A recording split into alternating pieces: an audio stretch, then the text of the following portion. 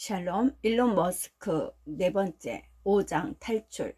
남아프리카를 떠나다 1989년 지킬과 하이드. 아버지와 함께 7년을 지내고 17살이 되면서 일론은 집에서 탈출해야겠다고 생각했다. 아버지와 함께 하는 삶이 갈수록 그를 점점 더 불안하게 만들고 있었다. 에롤은 유쾌하고 재미있는 면도 있었지만 때때로 어둡게 변하거나 언어적 학대를 가하거나 환상과 음모에 사로잡히곤 했다. 그의 기분은 언제든 순식간에 바뀔 수 있었어요. 라고 토스카는 말한다. 모든 것이 훌륭할 때조차도 1초 안에 사악한 모습으로 변해서는 욕설을 퍼붓곤 했지요. 그는 마치 분리성 성격을 가진 것 같았다. 킴벌의 말을 들어보자. 아버지는 잠깐 동안 아주 친절하게 굴다가도 다음 순간 소리를 지르며 몇 시간이나 설교를 늘어놓곤 했지요. 말 그대로 2시간이든 3시간이든 그 자리에 강제로 세워놓고 무가치하고 한심하다는 등 상처를 주는 험악한 말로 우리를 질책하곤 했어요. 그런 까닭에 일론의 사촌들은 그 집에 오는 것을 꺼렸다. 어떤 상황에 말려들지 전혀 알 수가 없었거든요. 사촌 피터의 말이다. 어떤 날은 새 오토바이 장만했다. 올라타라 태워줄게. 이런 식으로 나오고, 또 어떤 때는 화를 내며 위협하기도 하고, 젠장 어떤 때는 화장실을 칫솔로 청소해야 했으니까요. 피터는 나에게 이렇게 말하고는 조금 머뭇거리다가 일론도 가끔 이런 식으로 행동한다고 덧붙였다. 일론은 기분이 좋을 땐 세상에서 가장 멋지고 재미난 사람이에요. 하지만 기분이 나쁠 땐 정말 사악해지죠. 그러면 누구든 눈치를 보면서 조심하지 않을 수 없어요. 어느 날 피터는 그 집에 들렀다가 에롤이 속옷 차림으로 식탁에 앉아서 플라스틱 롤렛 돌림판을 들고 있는 것을 보았다. 그는 마이크로파가 롤렛 게임에 영향을 미칠 수 있는지 알아보고 있는 중이었다. 그는 돌림판을 돌리고 결과를 표시했다. 그런 다음 다시 돌림판을 돌리면서 전자레인지에 넣어 결과를 기록하곤 했다. 말도 안 되는 짓거리였지요. 피터의 말이다. 에롤은 그 게임에서 이길 수 있는 시스템을 찾을 수 있다고 확신했다. 그 시절 에롤은 일론에게 실제 나이인 16살보다 더 나이 들어 보이도록 옷을 입히고는 프리토리아 카지노로 여러 차례 끌고 갔다. 그곳에서 일론에게 숫자를 기록하도록 한 다음 자신은 배팅 기록카드 아래에 숨겨놓은 계산기로 열심히 다음에 나올 숫자를 추정했다.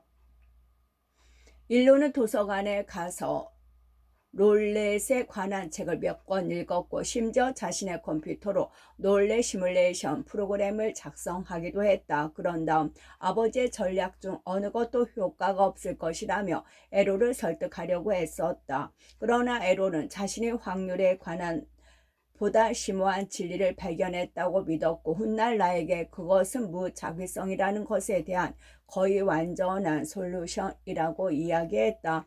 내가 그에게 설명을 부탁하자 그는 이렇게 말했다. 무작위적인 사건이나 우연이란 것은 없어요. 모든 사건은 망델브로 집합처럼 피보나치 수열을 따르지요. 나는 계속해서 우연과 피보나치 수열의 관계를 발견했어요. 이것은 과학 논문의 주제가 되고도 남지요. 만약 내가 그 내용을 발표하면 우연에 의존하는 모든 활동이 망가질 거예요. 그래서 내가 그걸 발표하길 주저하는 거예요. 나는 그가 무슨 말을 하는 건지 잘 이해가 되지 않았다. 일론 역시 이해하지 못한 채 나는 어쩌다 아버지가 특별한 엔지니어에서 마법의 신봉자로 바뀌었는지 모르겠어요. 어쨌든 그는 그렇게 진화했네요. 라고 말했다. 엘롤은 매우 단호하게 의견을 개진하며 때로 설득력 있게 논리를 폈다. 킴벌 역시 그는 주변의 진실을 바꾸는 능력이 있어요. 문자 그대로 꾸며낸 이야기를 하면서도 실제로 자신이 만들어낸 거짓 현실을 믿는다니까요. 라고 말한다. 아이들이 어렸을 때 에롤은 종종 아이들 앞에서 미국에서 대통령은 신으로 간주되며 아무도 비판하지 못한다는 것과 같은 사실과는 전혀 다른 주장을 펼쳐놓곤 했다. 또 어떤 때에는 자신을 영웅이나 희생자로 묘사하는 기발한 이야기를 풀어내기도 했다. 그 모든 것을 너무도 확신에 차서 단언하는 바람에 아이들이 진실에 대한 나름의 견해에 의문을 품게 될 정도였다. 그런 식으로 자라는 것을 상상할 수 있나요? 김벌이 물었다. 그것은 정신적 고문이었어요. 당연히 아이들에게 나쁜 영향을 미칠 수밖에요. 그러다 결국은 진실이란 무엇인가 라고 자문하게 되죠. 나는 어느 시점에 내가 에롤의 뒤엉킨 거미줄에 걸려들었다는 사실을 깨달았다. 2년 동안 지속적으로 전화와 이메일을 주고받으며 그는 나에게 자신의 자녀와 메이 그리고 자신의 아이 둘을 낳은 의붓딸 등과의 관계는 물론이고 그들에 대한 자신의 감정에 대해 다양한 이야기를 털어놓았다. 이에 대해서는 뒤에서 더 다룰 것이다. 그는 일론과 김벌은 내가 어떤 사람이었는지에 대해 그들만의 이야기를 발전시켰지요. 하지만 그것은 사실과는 다릅니다. 라고 말했다. 심리적으로 학대를 받았다는 일론과 김벌의 이야기는 그들이 어머니를 만족시키기 위해 지어낸 것이라고 그는 주장한다. 그러나 내가 앞뒤 맥락을 따지며 압박을 가하자 그는 나에게 그들의 말을 따르라고 말했다. 나는 그들이 나와 다른 이야기를 한다고 해도 개의치 않아요. 그래서 그들의 행복하다면 말이에요. 나는 내 말과 그들의 말 사이에 진실 공방 같은 게 벌어지는 걸 바라지 않아요. 그들이 마음대로 이야기하게 하세요. 아버지에 대한 이야기를 나눌 때 일로는 때때로 다소 거칠고 쓴 웃음을 터뜨렸다. 아버지와 비슷한 웃음이었다. 일론이 사용하는 일부 단어와 그가 응시하는 방식, 빛에서 어둠으로 그리고 다시 빛으로 갑작스럽게 변하는 모습은 그의 가족들에게 그의 내부에서 부글부글 끓고 있는 애로를 떠올리게 한다. 일론이 나에게 들려준 끔찍한 이야기의 그림자가 자신의 행동 방식에 드러나는 것을 보곤 했어요. 일론의 첫 번째 부인이 저스틴의 말이다.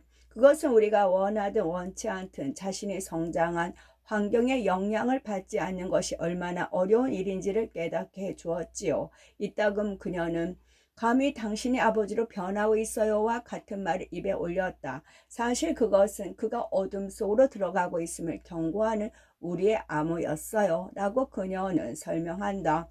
그러나 저스틴은 항상 자녀에게 감정적으로 관심을 기울이는 일론이 아버지와는 근본적으로 다르다고 말한다.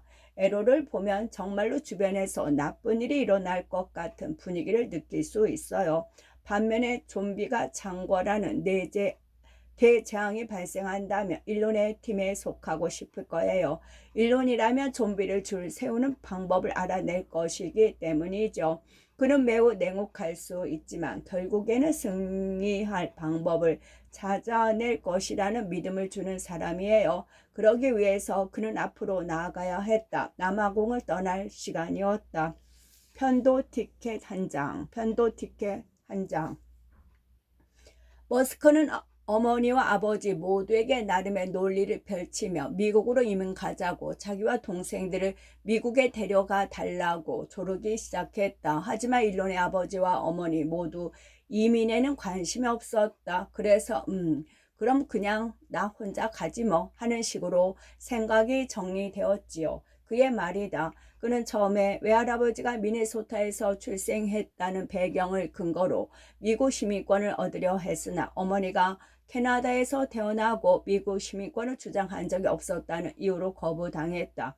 그래서 그는 우선 캐나다로 가는 것이 좀 더 쉬운 방법이라고 결론 내렸다. 그는 캐나다 영사관에 혼자 가서 여권 신청서를 받아와 자신뿐만 아니라 아버지를 제외하고 어머니와 남동생, 여동생의 신청서까지 작성했다. 승인은 1989년 5월 하순에 떨어졌다. 다음 날 아침이라도 출발하고 싶었지만 당시에는 항공권을 14일 전에 사면 더 싸게 구매할 수 있었기에 2주를 기다려야 했어요. 일론의 말이다. 1989년 6월 11일 18번째 생일을 2주가량 앞두고 그는 프리토리아 최고의 레스토랑인 신사이즈에서 아버지와 동생들과 함께 저녁 식사를 했고 아버지는 그를 요하네스버그 공항까지 태워주었다. 일론은 아버지가 자신에게 몇 달 안에 돌아오게 될 거다. 넌 결코 성공하지 못할 거야. 라며 경멸적으로 말했다고 한다. 늘 그렇듯이 에롤은 이 부분에 대해서도 자신의 액션 영웅으로 등장하는 나름의 이야기 버전을 가지고 있다. 그에 따르면 일로는 고등학교 3학년 때 심각한 우울증에 빠져 있었다. 그의 상태는 1989년 5월 30일 공화국 수립 기념일에 정점에 달했다. 가족은 퍼레이드를 구경할 준비를 하고 있었지만 일론은 침대에서 나오기를 거부했다. 아버지는 일론의 방에 들어가 아들이 열심히 사용하는 컴퓨터가 놓인 큰 책상에 기대고 서서 물었다. 미국에 가서 공부하고 싶니? 일론이 기운을 차리고 일어서며 네 라고 말했다. 에롤은 미국에 간다는 건 내 생각이었어요. 그때까지 일론은 미국에 가고 싶다는 말을 한 번도 한 적이 없었어요. 그래서 내가 그랬죠. 그러면 내일 미국 문화원 담당관을 찾아가서 만나보렴. 아빠 친구야. 우리 노터리 클럽 회원이거든 이라고 주장한다. 아버지의 주장은 자신을 주인공으로 캐스팅하는 정교한 환상 중 하나일 뿐이라고 일론은 말한다. 그리고 에롤의 주장이 거짓임이 입증되었다. 1989년 공화국 수립 기념일은 일론이 이미 캐나다 여권을 받고 항공권까지 구입한 시점이었다. 6장 캐나다로 향하다. 1989년 이민자. 아버지가 이따금씩 사업에서 성공을 거둔 덕분에 1989년 머스크가 많은 돈을 가지고 아마도 주머니를 에메랄드로 가득 채운 채 북미로 도착했다는 낭설이 퍼진 적이 있다. 에롤은 때때로 세간의 그러한 인식을 부추겼다. 그러한 사실, 에롤이 지분을 가지고 있던 잠비아야 에메랄드 광산은 일론이 남아공을 떠나기 몇 년 전에 가치가 사라진 상태였다. 일론이 남아프리카를 떠날 때 아버지는 여행자 수표로 $2,000를 끊어주었고 어머니는 10대 시절에 미인대회에서 받은 상금으로 개설했던 주식 계좌를 현금화하여 $2,000를 주었다. 그 밖에 그가 몬트리올에 도착했을 때 가지고 있던 것은 한 번도 만난 적이 없는 어머니의 친인척 리스트뿐이었다. 일론은 어머니의 삼촌에게 전화를 걸 생각이었지만 그는 이미 몬트리올을 떠난 상태였다. 그래서 유스 호스텔에 투숙해 다른 5명과 방을 같이 썼다.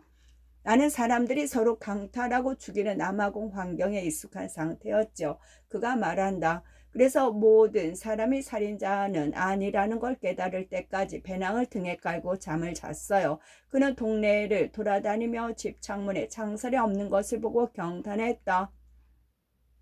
일주일 후 그는 6개월 동안 캐나다 전역을 버스로 여행할 수 있는 $100짜리 그레이하운드 디스커버리 패스를 구입했다. 조 부모님이 살던 무스조에서 멀지 않은 서스케처원 주의 한 농장에 같은 또래의 육촌 마크 투런이 살고 있었기에 그곳으로 향했다. 몬트리올에서 2,007km 이상 떨어진 곳이었다. 그가 탄 버스는 마을마다 정차했고 캐나다를 가로지르는데 며칠이 걸렸다. 한 정류장에서 일로는 점심을 먹으려 내렸다가 버스가 막 떠나려 할 때 뛰어와 간신히 다시 올라탔다. 불행히도 한참을 가다 보니 운전사가 여행자 수표와 옷이든 그의 여행 가방을 그 정류장에 내려놓은 상태였다. 그에게 남은 것이라고는 어디를 가든지 들고 다니던 책이든 작은 배낭뿐이었다. 여행자 수표는 현금화하는데 몇 주가 걸린다고 해서 가방 깊이 넣어둔 터였다. 그렇게 여행자 수표를 현금화하는 데 따른 어려움은 금융경제 시스템의 파괴적 혁신이 필요한 이유를 절감한 초기의 경험이었던 셈이다.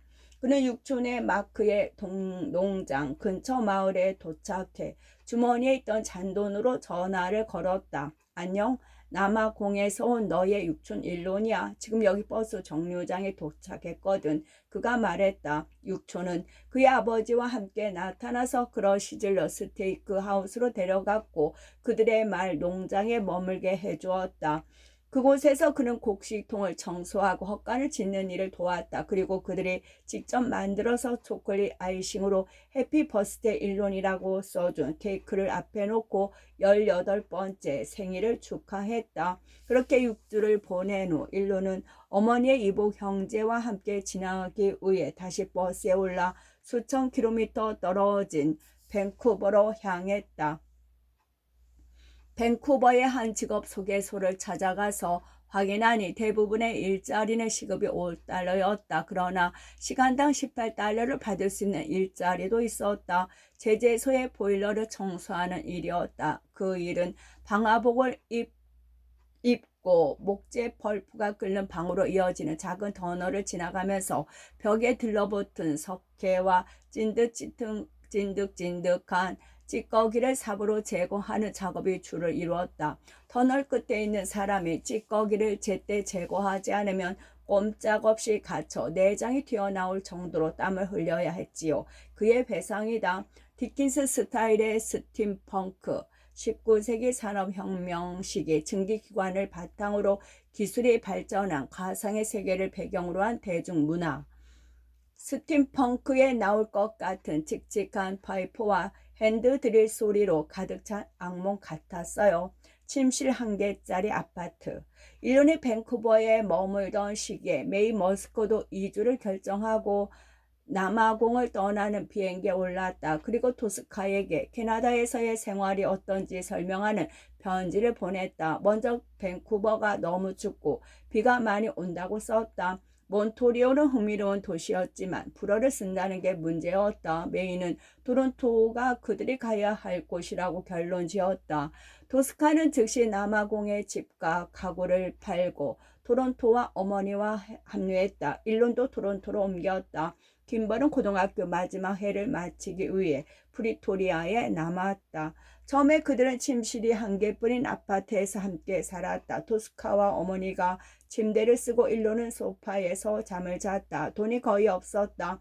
메이는 돈이 떨어진 상태에서 우유를 쏟는 바람에 눈물 흘렸던 일을 기억한다. 토스카는 햄버거 매장에서 일했고 일론은 마이크로소프트 토론토 사무소에 인턴 자리를 구했으며 메이는 대학과 모델 에이전시에 근무하면서 다이어트 컨설턴트로도 일했다.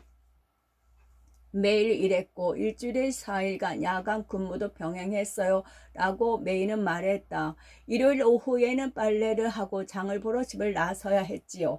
집에 있을 시간이 거의 없어서 아이들이 무엇을 하고 있는지도 몰랐어요. 몇 달 만에 그들은 임대료 통제의 대상인 침실 3개짜리 아파트에 들어가 살기에 충분한 돈을 모았다. 벽에는 펠트 벽지가 붙어있고 바닥에는 꺼림칙한 카펫이 깔려있는 아파트였다. 메이는 일론에게 벽지를 뜯어내라고 했다. 그들은 처음에는 200달러짜리 교체용 카펫을 사려고 했지만 고 김벌과 사촌 피터가 들어와 같이 살게 되면 바닥에서 잘 것이므로 더 두꺼운 카펫을 깔아야 한다는 토스카의 합리적인 고집에 따라 300달러짜리 카펫으로 결정했다.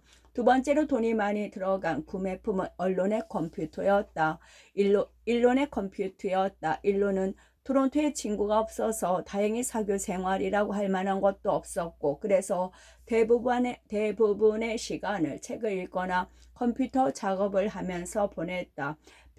반면에 토스카는 나는 노는데 열광하는 활발한 10대였다. 토스카는 나가 노는데 열광하는 활발한 10대였다. 혼자 있고 싶지 않은 날이며 일론도 나도 따라 나갈 거다라고 토스카에게 선언하곤 했다. 그러면 토스카는 안 돼, 오빠랑 안 나가 라고 응수했다. 하지만 일론이 고집을 부르면 토스카가 단서를 붙여 데리고 나가기도 했다. 대신 나고 3m 거리는 유지해야 해. 그는 그녀의 명령에 따랐다. 클럽이나 파티에 갈 때마다 읽을 책을 끼고 토스카와 친구들에게 몇 발 떨어져 뒤따르곤 했다. 7장 퀸스 대학교 온타리오 주 킹스턴 1990에서 1991년 첫 번째 진정한 친구 마스크의 대학 입학 시험 점수는 딱히 주목할 만한 게 없었다. 두 번째, SAT 시험에서 언어 영역은 800점 만점에 670점, 수리 영역은 730점을 받았다. 그는 토론토에서 차로 쉽게 갈 수 있는 워털루 대학교와 퀸스 대학교로 선택의 범위를 좁혔다. 워털루는 확실히 공학 측면에서 더 나았지만 사교적 관점에서 보면 별로 좋아 보이지 않았어요. 그가 말한다. 여학생이 거의 없었거든요. 그는 자신이 컴퓨터 과학과 공학을 두 곳의 교수 누구 못지않게 잘 알고 있다고 생각했지만 사교 생활은 완전히 다른 얘기였다. 그는 사회성을 기를 수 있기를 간절히 원했다. 하지만 일단의 사내 녀석들하고만 어울리면서 대학 시절을 보내고 싶진 않았어요. 그래서 1990년 가을 퀸스 대학교에 등록했다.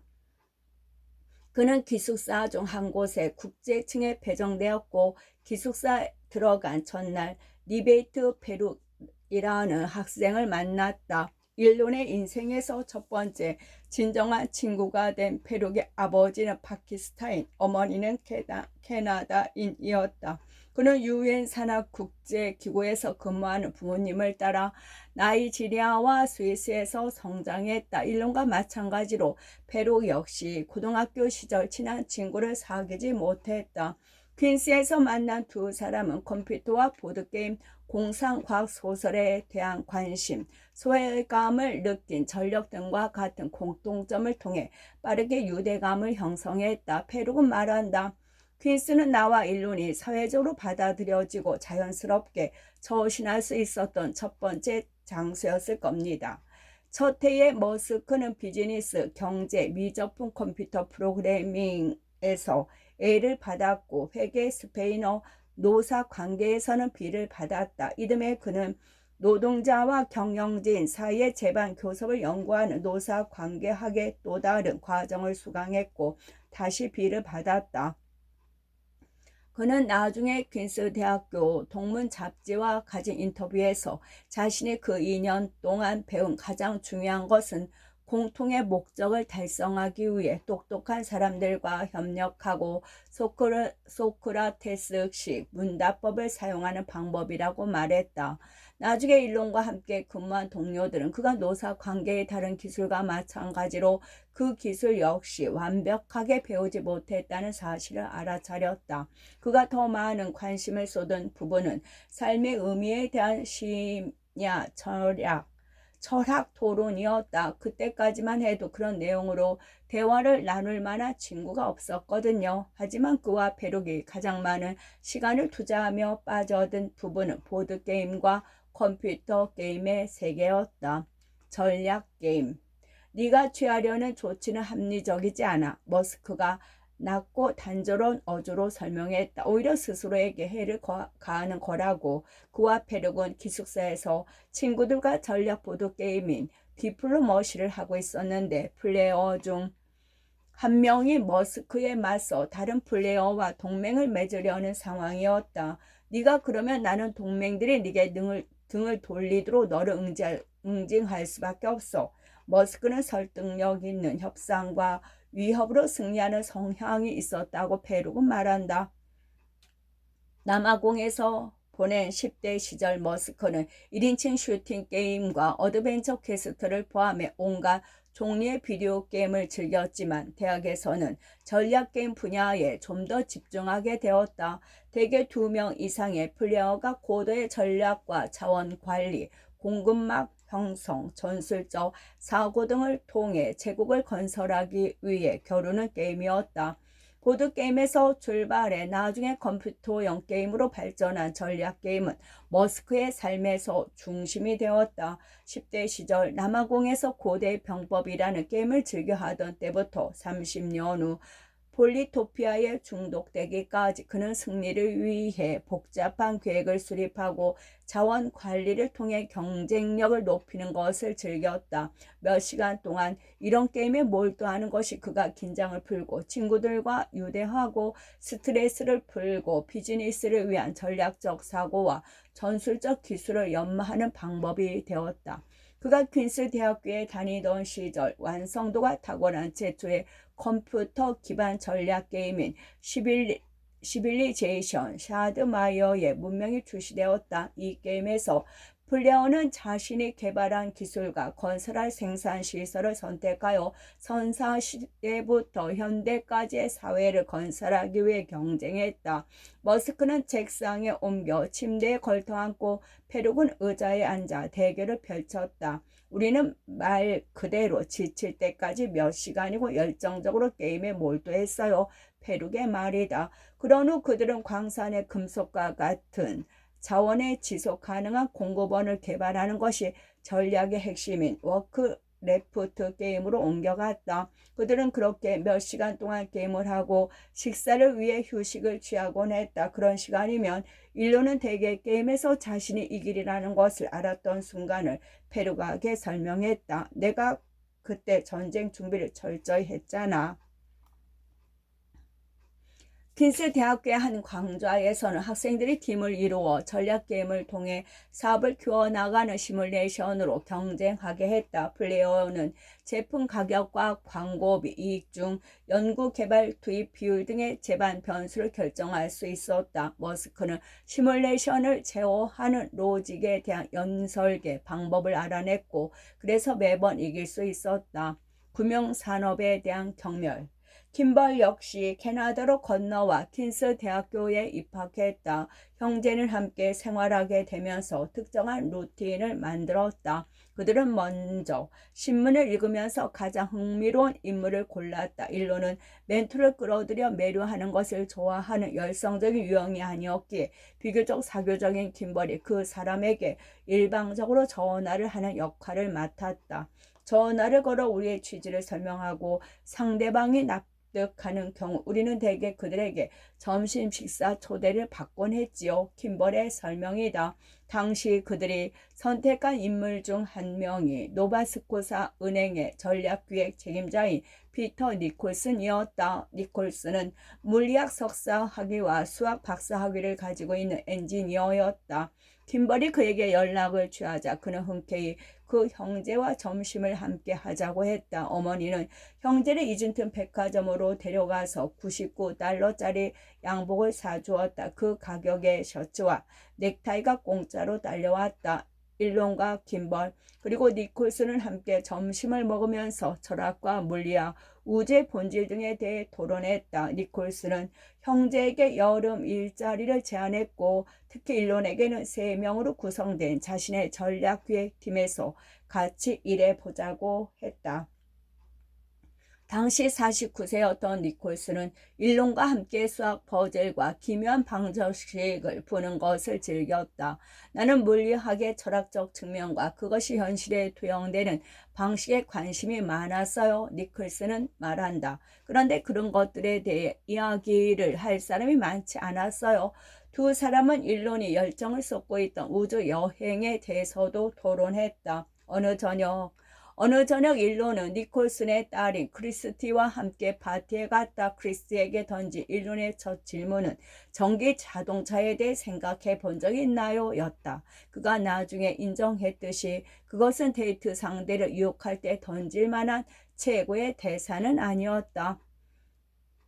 니콜슨의 지시로 머스크가 조사한 주제 중 하나는 남부의 부채 문제였다. 주요 은행들이 브라질과 멕시코 같은 국가에 빌려준 수십억 달러의 대출금은 회수불능 상태에 빠져 있었고 그러자 1989년 미국의 재무장관 니콜라스 브래디는 이러한 재물을 소위 브래디 채권이라는 거래 가능한 유가증권으로 묶었다. 이 채권은 미국 정부가 보증하는 국채와 같았기에 머스크는 항상 달러당 50센트의 가치가 있을 것으로 믿었지만 일부는 20센트에 판매되고 있었다. 머스크는 노바스코사 은행이 그렇게 싼 가격에 채권을 매입하면 많은 수익을 올릴 수 있다고 생각했고 채권을 매입할 수 있는지 확인하기 위해 뉴욕 소재의 골드만삭스 스트리팅 데스크에 전화를 걸었다. 그럼요. 채권을 얼마나 구입하시길 원하십니까? 전화를 받은 트레이더가 무뚝뚝하게 응답했다. 500만 달러어치 가능할까요? 머스크는 짐짓 깊고 진지한 목소리로 물었다. 트레이더가 전혀 문제가 될 거 없다고 말하자 머스크는 재빨리 전화를 끊었다. 나는 이렇게 생각했어요. 재파, 실패할 수가 없는 투자다. 머스크의 말이다. 나는 니콜슨에게 달려가 이런 내용을 보고했고 그들이 채권을 구입할 돈을 내줄 것이라고 생각했어요. 그러나 은행은 그 아이디어를 거부했어요. CEO는 자사가 이미 낭비 부채를 너무 많이 보유하고 있다고 말했어요. 우와. 정말 미친 거 아닌가요? 머스크는 혼자 말을 했다. 이런 것이 은행들의 사고 방식이란 말인가? 니콜슨은 당시 노바스코사 은행이 더 효과적인 방법을 사용하여 남미의 부채 상황을 탐색하고 있었다고 말한다. 일로는 은행이 실제보다 훨씬 멍청하다는 인상을 받고 떠났어요. 하지만 그것은 결과적으로 좋은 일이었어요. 왜냐하면 그로 인해 그가 금융산업에 대한 건전한 경멸을 품게 되었고 결국 나중에 페이팔이 되는 것을 출범시키는 대담함을 갖게 되었으니까요. 머스크는 노바스코사 은행에서의 경험을 통해 또 다른 교훈을 얻었다. 바로 자신이 다른 사람들을 위해 일하는 것을 좋아하지도 않고 잘하지도 못한다는 사실이었다. 공손하게 저신하거나 다른 사람들이 자신보다 더 잘 안다고 주장하는 것은 그의 본성이 아니었다. 8장 펜실베니아의 대학교